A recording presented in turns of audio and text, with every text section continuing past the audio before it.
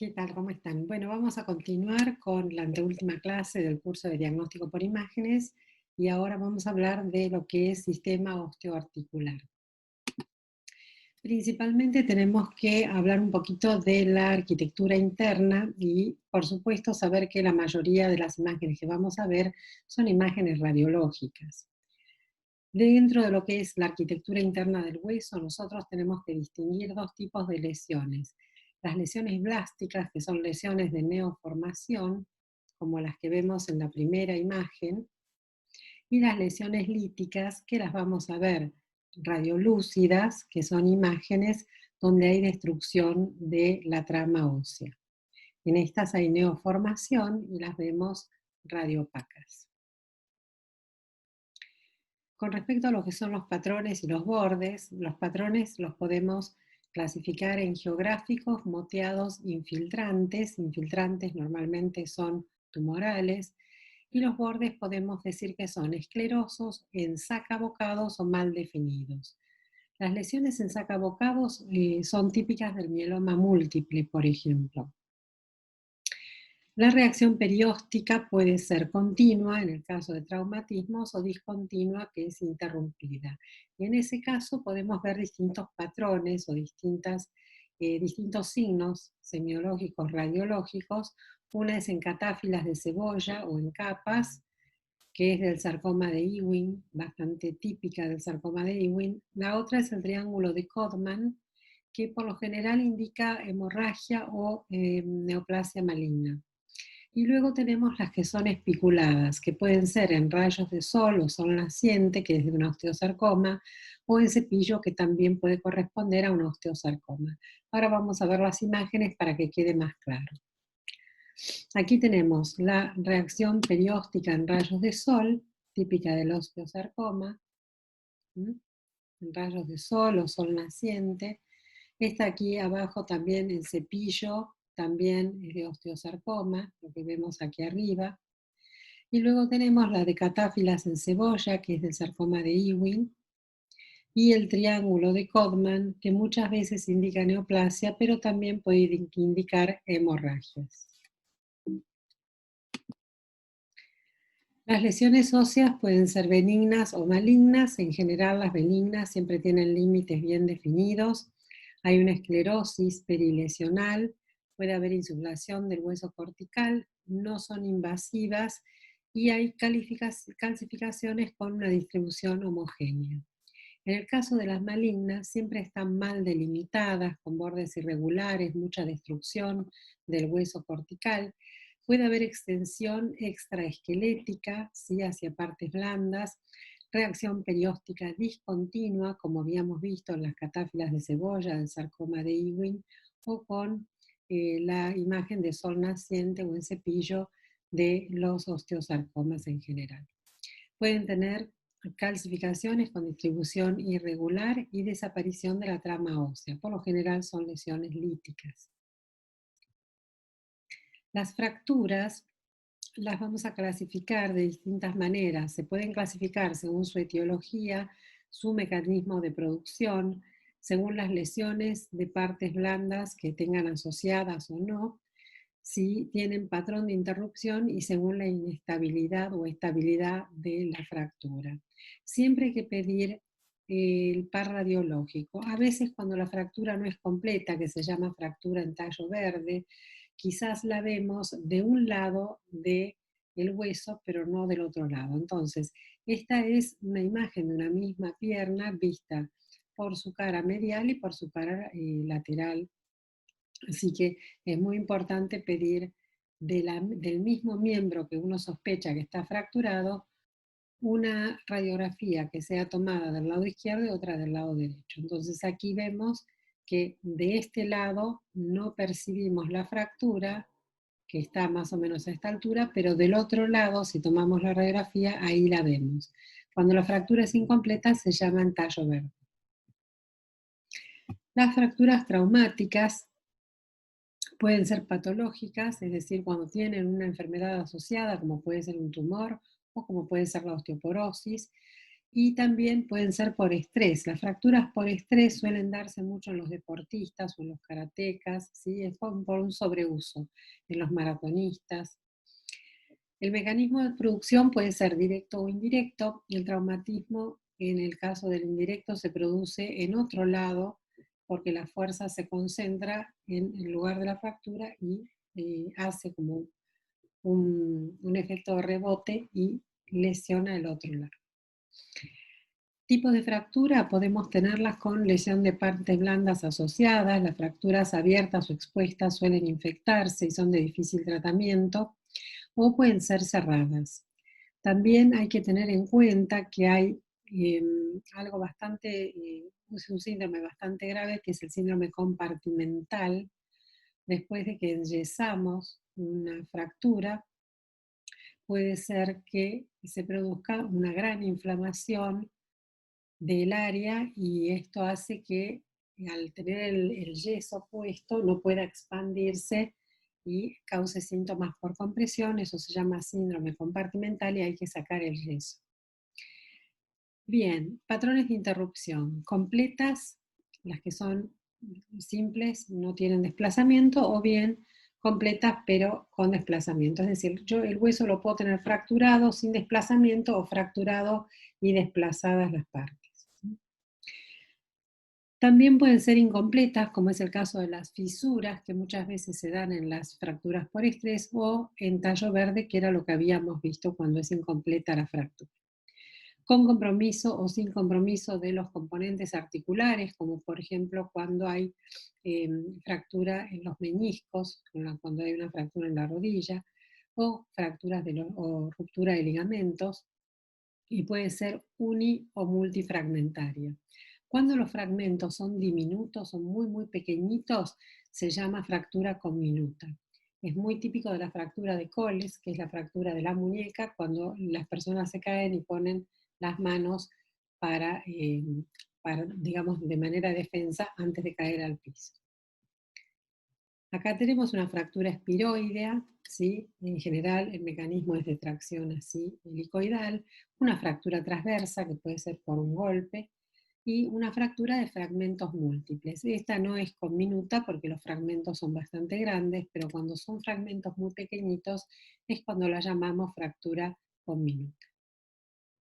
Las fracturas por estrés, aquí tenemos, ¿ven? Es como una fractura similar a lo que es un tallo verde o una fisura. Son fracturas que no llegan a ser completas. Las de estrés están causadas por una sobrecarga repetitiva, por un sobreuso de la articulación o de ese miembro. Por lo general son de baja intensidad, y hay que diferenciarlas de una carga única de alta intensidad, que es la fractura por trauma, cuando la persona se da un golpe o se cae o golpea con algo y se parte el hueso. La triada diagnóstica es interrogatorio, en la anamnesis. Por lo general las personas refieren o que caminan mucho, o que son maratonistas, deportistas, karatecas, o que hacen algún tipo de movimiento repetitivo, que con ese sobreuso y esa sobrecarga sostenida el hueso se empieza a fracturar o fisurar. El examen físico, hay un dolor muy puntual en la región afectada, y los métodos por imágenes, que por lo general se pide radiografía, y si no, para aclarar se puede pedir tomografía o resonancia. La resonancia por lo general la pedimos cuando hay algún tipo de ruptura de ligamentos, por ejemplo, una ruptura de manguito rotador, ¿sí? De los músculos, ¿sí? De la articulación de la escápula. Bien, las ubicaciones más frecuentes: en la tibia 40%, en el tarso y la columna lumbar 20%, metatarso-fémur 6% y pelvis 4%. La radiografía siempre es el estudio inicial, pero recuerden que a veces no se ven estas fracturas o fisuras. Normalmente en las etapas tempranas no se ven, y una radiografía normal no descarta el diagnóstico. Hay que hacer un seguimiento, y cuando se ve el trazo de fractura, se ve un trazo de fractura esclerótico o con reacción perióstica cortical ya en la etapa tardía. La osteomielitis es la infección del hueso, principalmente de la médula ósea. Puede ser aguda o puede ser crónica. Y los mecanismos por los cuales se puede infectar un hueso es por inoculación, por diseminación hematógena, por contigüidad desde las partes blandas vecinas. En los niños suelen ser más frecuentes en las metáfasis y en los adultos en las epífisis. La osteomielitis aguda, en la radiografía se va a positivizar o se van a poder observar los signos y los signos radiológicos después de 1 o 2 semanas recién. Y lo que podemos observar son estas áreas líticas o múltiples radiolúcidas, ¿m? Puede ser una o puede ser varias, pero esta destrucción que uno ve aquí del hueso es producida justamente por la infección. Entonces vemos área lítica única o múltiple de rápida progresión, con aumento de las partes blandas, todo eso va a estar edematizado, con reacción perióstica y con esclerosis. En la crónica, la osteomielitis crónica va a mostrar lesiones líticas rodeadas de esclerosis, y eso se llama absceso de Brody. Lo vamos a ver principalmente en las metáfisis de los huesos. Y la reacción perióstica y el engrosamiento o engrosamiento cortical, que es lo que vamos a ver también en el hueso. Bueno, con respecto a la osteoporosis, es un estudio que por lo general se hace en mujeres posmenopáusicas, o en personas mayores. Aquí hay una disminución de la matriz ósea que puede estar generalizada o localizada. La densitometría ósea, que es el estudio que se hace para estudiar la osteoporosis, normalmente consta en placas radiográficas de la columna, de la cabeza de fémur o del fémur y de las manos. Las causas, la más común es la senil, pero puede ser idiopática o por esteroides, por hipogonadismo, hiperparatiroidismo, y más o menos se dice que debe perder entre 20 y 40% de la masa ósea para que se evidencie en la radiografía. Bien, la densitometría va a ayudar al diagnóstico, pero siempre hay que correlacionarlo con la clínica del paciente. A veces hay mujeres posmenopáusicas que sufren fracturas espontáneas o ante una caída que no debería ser algo grave, porque no es una caída de altura, por ejemplo, pueden llegar a fracturarse. Se mide en desviaciones estándar y hay una media y va desde +2 a -2 desviaciones estándar. Y ahora les vamos a mostrar, bueno, estas son las tablitas, ¿sí? No teníamos las tablitas. Bueno, en las tablas uno se fija la cantidad de desviaciones estándar para ver si hay osteoporosis o no. ¿Sí? A veces hay osteopenia, que está disminuida la trama ósea, pero no hay una osteoporosis franca. Y a veces ya vemos la osteoporosis, que por lo general vamos a ver estas áreas que están más radiolúcidas. Bueno, vamos a seguir entonces con artrosis. Artrosis es una enfermedad degenerativa del cartílago. El cartílago se va gastando y todas las articulaciones que tienen cartílago, bueno, van sufriendo, sobre todo en la rodilla se ve mucho, se gasta el cartílago y empiezan a frotar las superficies óseas y eso causa mucho dolor. En las manos podemos ver dos tipos de nódulos, se llaman nódulos de Heberden en las falanges distales y nódulos de Bouchard en las proximales. También hay pérdida de la alineación osteoarticular y risartrosis del pulgar, que es cuando tenemos el pulgar hacia afuera. Lo que vamos a notar es que al perder el cartílago hay acortamiento de los espacios interarticulares, ¿sí? Los espacios articulares interóseos, puede aparecer osteofitos, esas espiculaciones, pinzamiento del espacio articular, que es lo que causa principalmente el dolor, y la esclerosis subcondral. Aquí vemos, ¿sí? En donde están los platillos tibiales, que uno debería tener allí el cartílago, se ha gastado y se ve el aumento del espacio.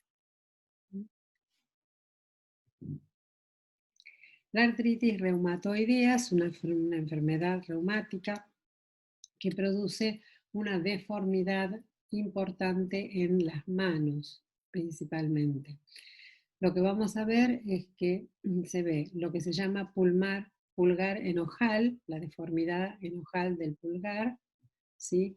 La desviación cubital de las articulaciones metacarpofalángicas, eso se llama mano en ráfaga, cuando la mano está así girada para un lado, esto es mano en ráfaga, y los dedos en cuello de cisne, que es la deformidad de las articulaciones de las últimas falanges. Bueno, la espondilitis anquilosante también es otra enfermedad reumática. Aquí se forman puentes óseos que se llaman sindesmofitos. Sindesmofitos son estos puentes óseos simétricos que vemos, ¿sí? Ahí los vemos, y que le dan, son bilaterales y le dan aspecto de caña de bambú a la columna vertebral. Acá se ve bien el aspecto de caña de bambú de la columna vertebral. Es una enfermedad bastante discapacitante, ¿sí? Y las personas terminan todas encorvadas, con el torso tirado hacia adelante, toda una cifoscoliosis importante. La fractura de Jefferson es una fractura inestable, bastante típica cuando se fractura el anillo del atlas, el atlas, ¿sí? La primera vértebra que sostiene la calota, causado por alguna fuerza en la región occipital. Por general, cuando hay un accidente de tránsito y ese latigazo así y alguien se golpea aquí el cuello, bueno, se puede fracturar el atlas y muchas veces también se asocia con fractura de la apófisis odontoides del axis. Es una fractura sumamente inestable, como ustedes ven, tiene acá 3 trazos de fractura, bueno, eso la hace una fractura muy inestable. También podemos tener patologías traumáticas, pero que no, patologías que no sean traumáticas, pero que cursen con dolor. Por ejemplo, lo que se llama vértebra transicional, que es la fusión de la quinta vértebra lumbar con la primera vértebra sacra.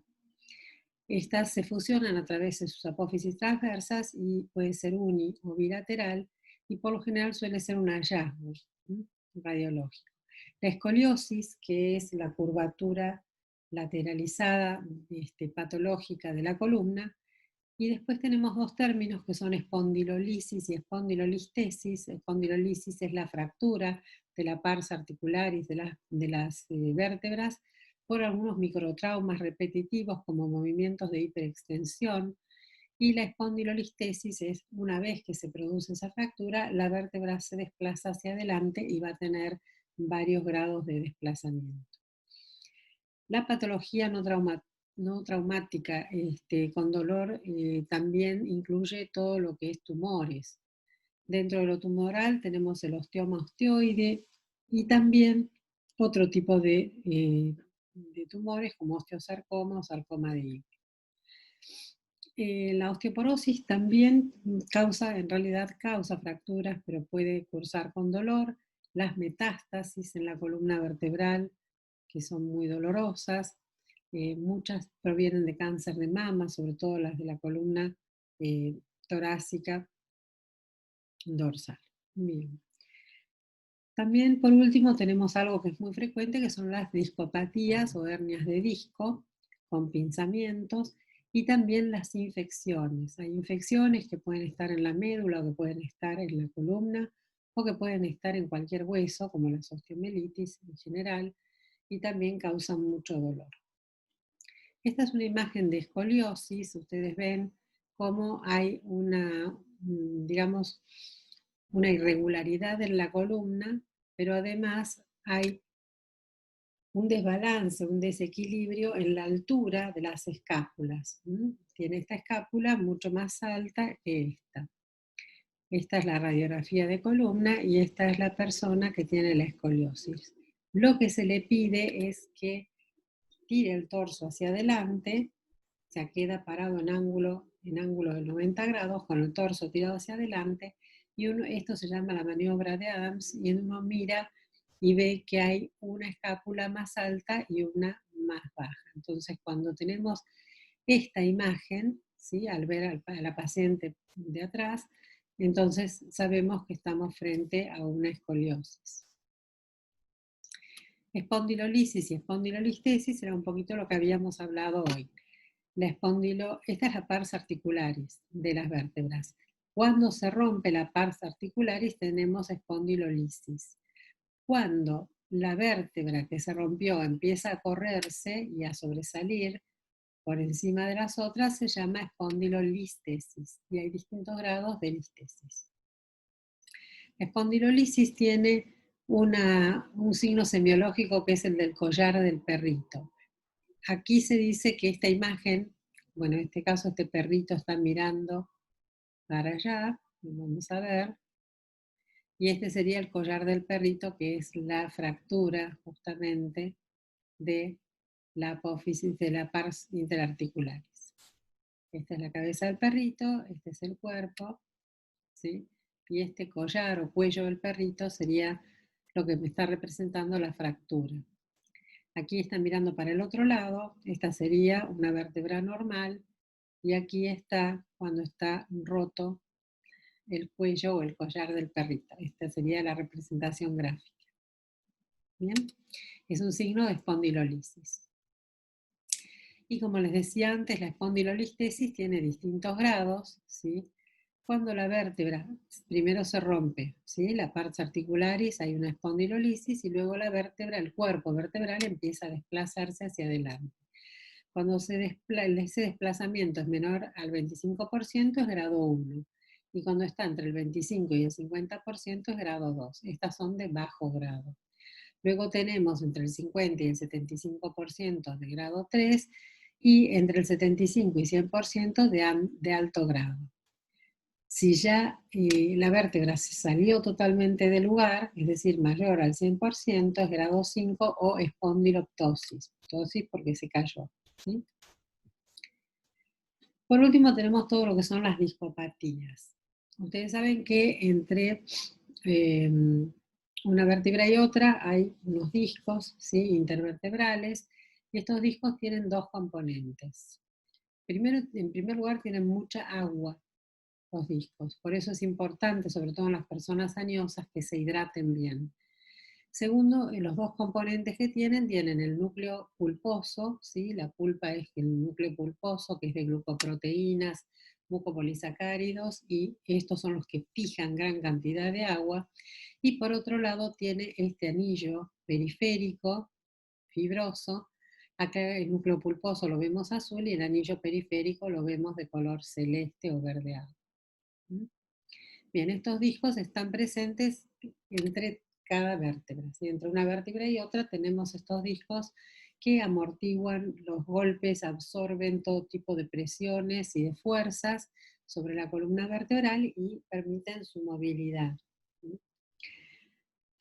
Bueno, ¿qué puede pasar? Puede pasar que este material pulposo salga, ¿sí? Protruya, y es lo que genera muchas veces dolor al pinzar algún nervio o la raíz del nervio raquídeo que sale. Entonces, tenemos herniación y protrusión, que es el desplazamiento de material discal más allá de los límites del espacio del disco, ¿sí? En estos casos se dice que la base, la medida transversal o medio lateral de la porción discal desplazada, es más ancha que cualquier otra medida. Extrusión, en general son todas similares, ¿verdad? Porque siempre estamos hablando del material pulposo que sale fuera de su lugar. De extrusión tenemos desplazamiento del material discal, cuya base es más estrecha que cualquier otro diámetro medido dentro del mismo plano. Entonces, tanto herniación o protrusión, que son sinónimos, como la extrusión, se refieren a la salida del material pulposo más allá del disco. La migración es el desplazamiento del material discal muy lejos del lugar de extrusión, y el secuestro o fragmento libre es cuando no existe una continuidad entre el material discal que quedó desplazado y el disco donde originalmente estaba, de donde procedía. Y según para dónde se desplace, vamos a tener distintas opciones o distintas clasificaciones.